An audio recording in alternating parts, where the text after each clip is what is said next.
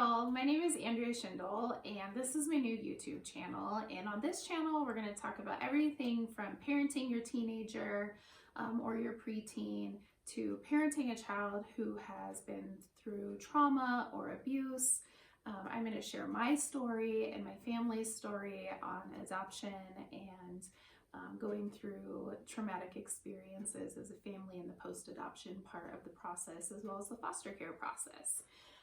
I'm also a licensed professional counselor here in Colorado, and one of the primary things that I get phone calls about is how does trauma affect a child, as well as teens and adults, but then also how do you practically parent a child who has been traumatized?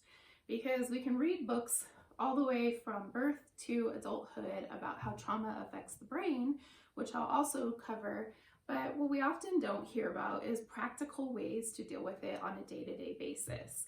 And then on top of that, often many of the professionals that we take our children to are not really equipped to work with trauma. And so we're going to talk about some of the things that to look for and some of the credentials that you would want in working with a professional who is able to work with a child or a teenager who has been through trauma, abuse, neglect, even medical trauma, unrelated to abuse. So that's what the YouTube is about.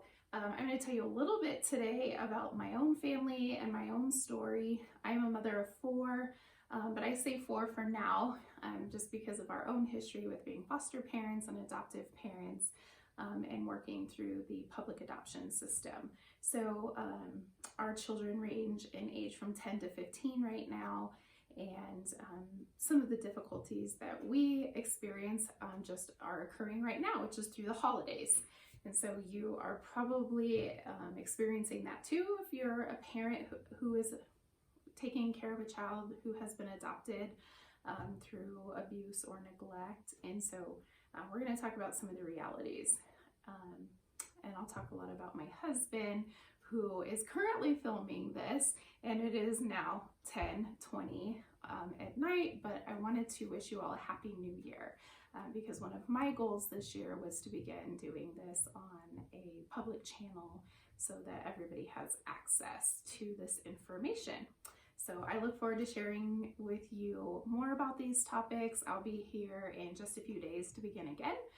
But I have a bright and early session tomorrow morning where we're going to work through post-traumatic stress after a major medical injury. So I'm going to get some sleep so that I am ready for that and go tuck my kids in, who are probably roaming around the house right now and excited that they are staying up late. So thanks for watching, and I will keep posting. Have a good night. Happy New Year's.